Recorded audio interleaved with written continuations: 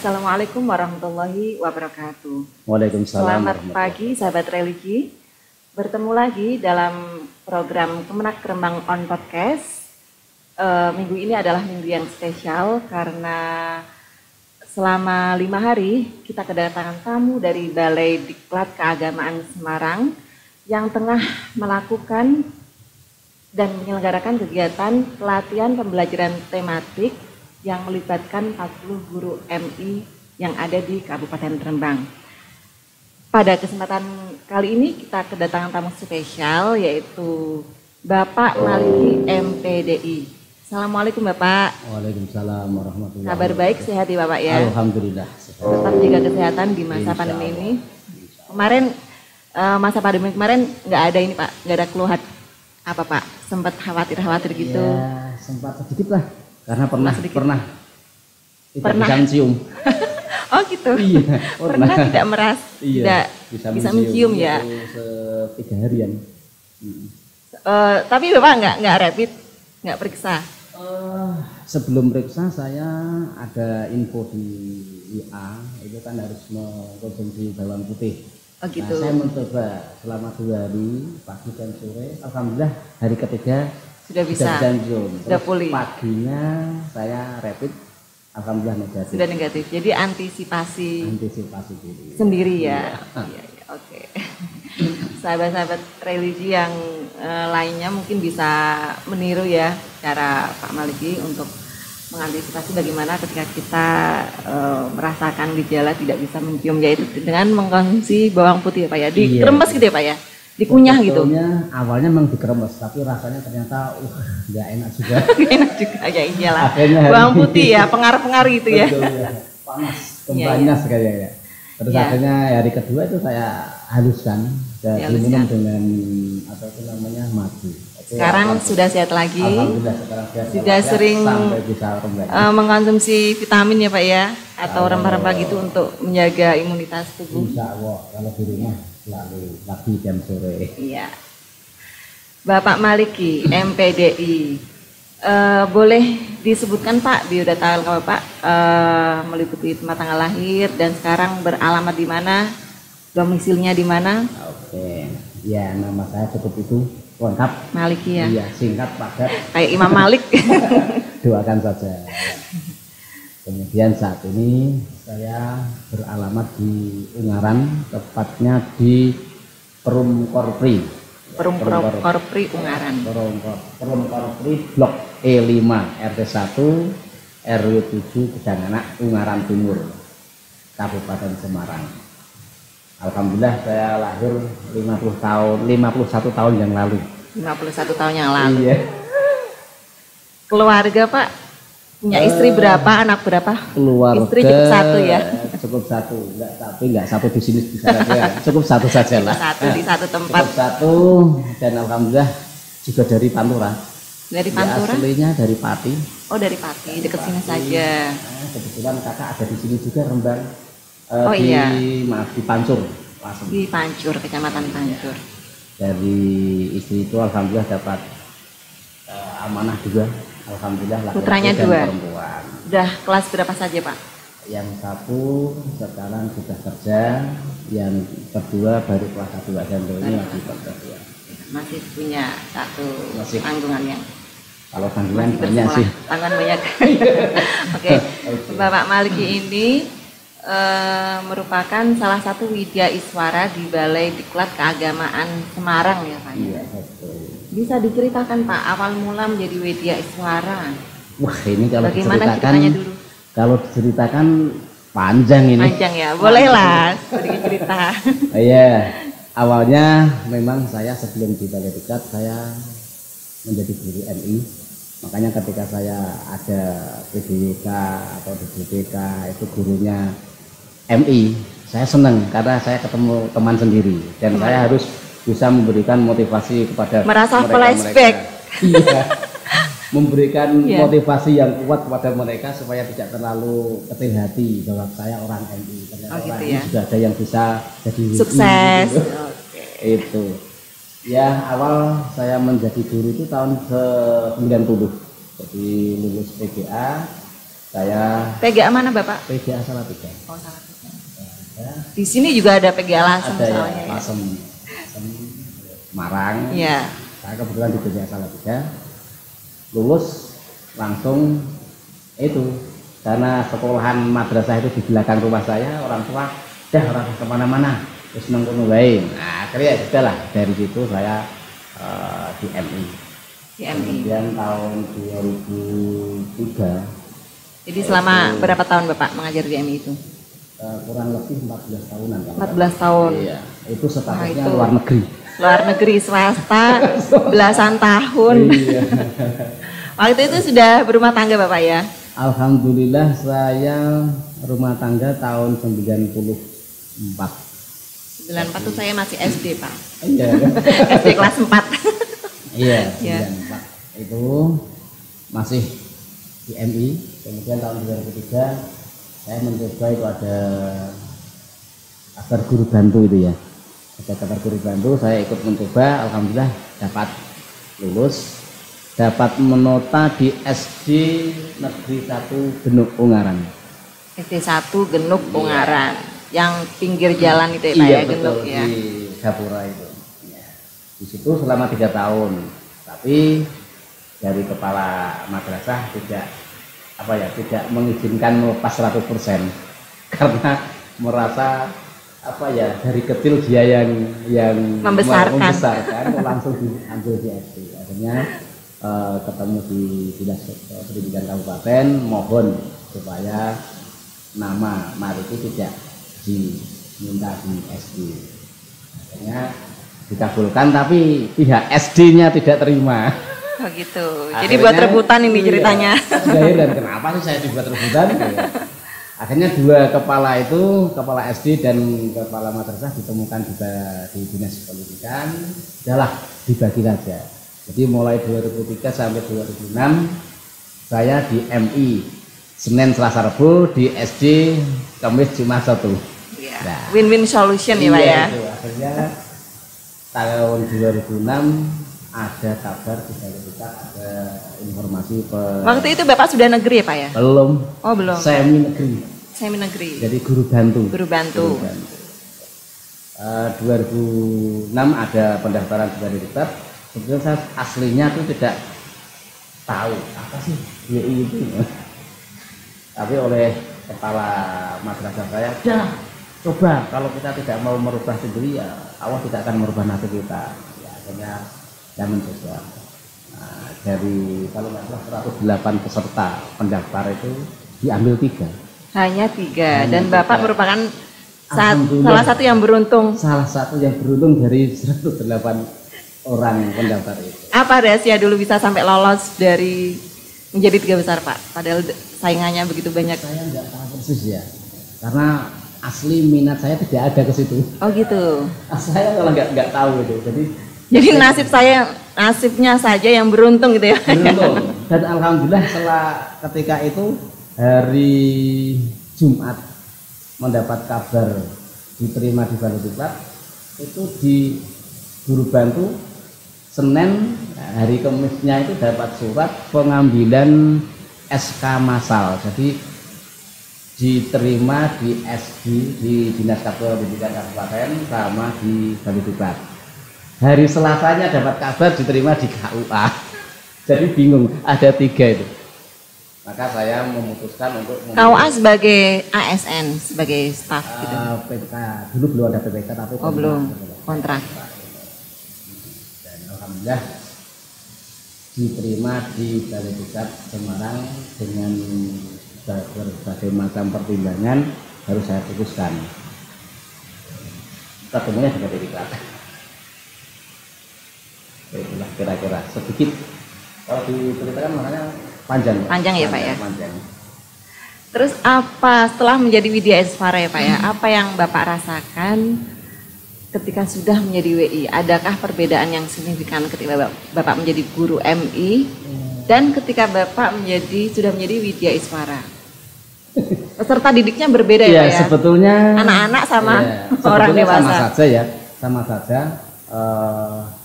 Baik di sekolah maupun di Widya Isvara, guru atau Widya Isvara itu secara umum tidak ada bedanya karena sama-sama bergerak di bidang pendidikan. Yang saya bisa lebih dekat ke mic. Oke. Hanya memang ada beberapa perbedaan yang menyolok antara guru dan Wijaya Iswara. Awalnya memang saya tidak tahu Wijaya Iswara itu makanan apa. Yang pertama, di awal saya masuk di Balai Diklat itu memang tidak langsung jadi WI. Ya. Jadi staf dulu. Oh, staf. Selama 4 tahun, kemudian dipindah lagi di seksi tenaga teknis, kita tenaga teknis sekitar 1,5 tahun. Kemudian tahun 2010 awal itu ada TOT, ada ujian untuk ikut Wijaya Iswara tadi. Nah, kebetulan saya diutus oleh Balai Diklat untuk mengikuti ujian itu. Ya, saya karena formasi WI ya saya ikut aja, ikut di Jakarta TOT. Nah, training of trainer ya. Iya, training of trainer karena itu lisensi WI harus punya itu. Kalau tidak itu tidak bisa. Mengajar pengajar. Ini itu dari awal saya menjadi WI tahun 2010, tapi harus magang dulu jadi YMT yang membawakan tas. Itu jadi kalau ada teman kita ngajar kita ikut, kita lihat dulu bagaimana cara mengajar orang dewasa. Luasnya seperti apa ya? Itu kita selama 1 tahun lah, mulai tahun 2000 awal 2012 itu sudah dilepas. Sebetulnya sama saja, Pak. Jadi sama-sama mengajar.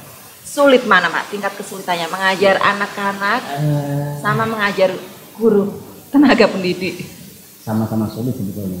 Karena memang dari guru maupun Wijaya Iswara itu kan harus punya persiapan mental ataupun materi.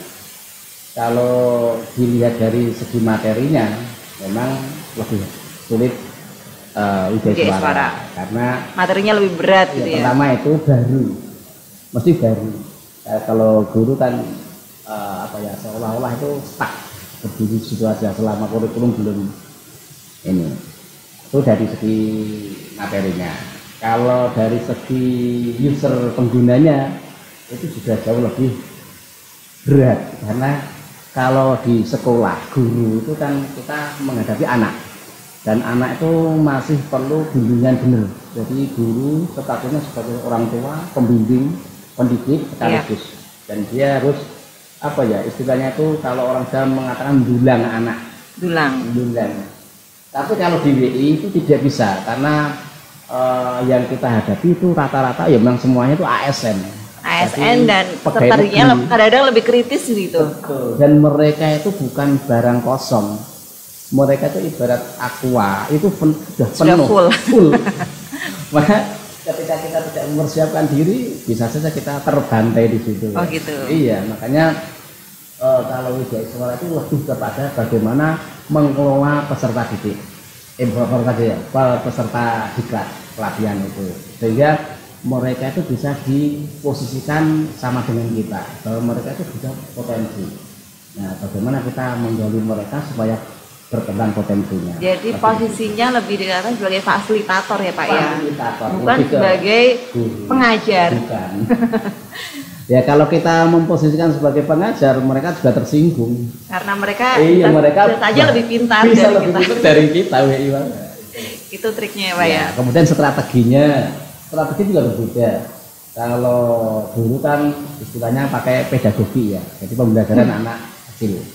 Tapi kalau WI, Wijaya Iswara itu kan andragogi, jadi pendekatannya orang dewasa.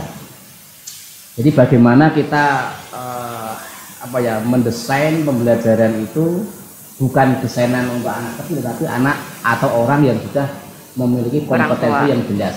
Nah, itu jadi itu juga berbeda. Itu ada ilmunya khusus sih Pak ya? Ada. Sama-sama kalau guru kan ada kurikulumnya nggak seperti itu? Ada. Tapi memang kurikulum pelatihan sama kurikulum mana berbeda. Jadi kita mengikuti perkembangan ASN karena memang Wijaya Iswara itu kan fungsinya untuk meningkatkan kompetensi ASN. ASN. Jadi dapurnya itu di situ. Tantangannya adalah menjadi WI itu harus selalu ini ya Pak ya, upgrade, iya, gitu, inovatif. Jangan sampai ketinggalan informasi-informasi seperti itu Pak. Kalaupun ketinggalan itu ya jangan kita tunjukkan bahwa saya ketinggalan. Ya minimal kita bisa mendesain supaya kita tidak terkesan ketinggalan. Ini gimana? Bahasanya makanya, gimana diatur ya? Makanya bagaimana strategi kita di hadapan mereka kan gitu. Ya kita lihat dalam diskusi, kita jangan terlalu menggurui. Ya tadi ya tekniknya kita memposisikan diri sebagai fasilitator gitu ya. Ya itulah. Oke Pak, suka dukanya Pak menjadi seorang WI Pak? Ini kalau suka dukanya kayaknya banyak sukanya. Saya lebih dekat ya. Dukanya banyak. Dukanya kayaknya nggak ada duka. Dukanya itu kalau kita tidak nikmat apapun ya kita tidak nikmati semua akan duka. Karena kalau di WI terutama di Balai Diklat itu kan kunci utama itu kita harus mengikhlaskan waktu. Kita selalu jauh dengan keluarga itu jelas. Iya, karena karena tiap hari keliling Jawa Tengah, keliling Indonesia malahan Pak. Pernah sampai sudah melintas seluruh daerah di Indonesia Pak? Belum.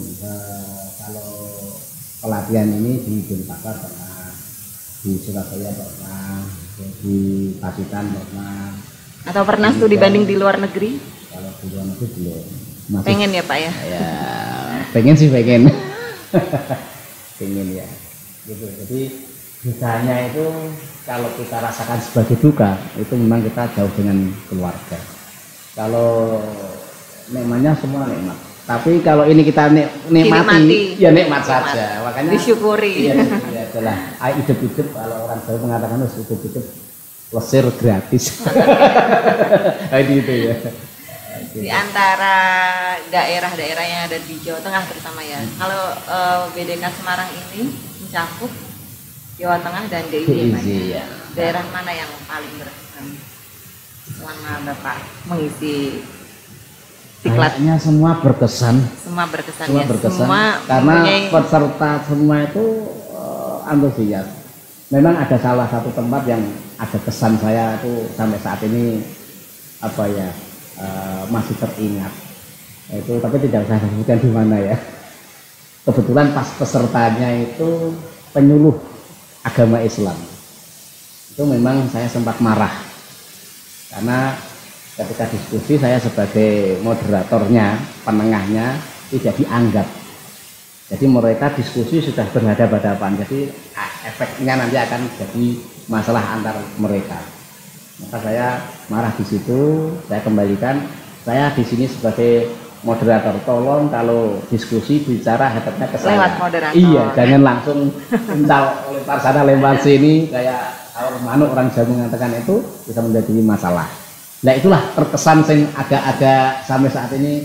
Iya kalau masih grupnya kan juga masih ada. Gimana Pak? Gimana?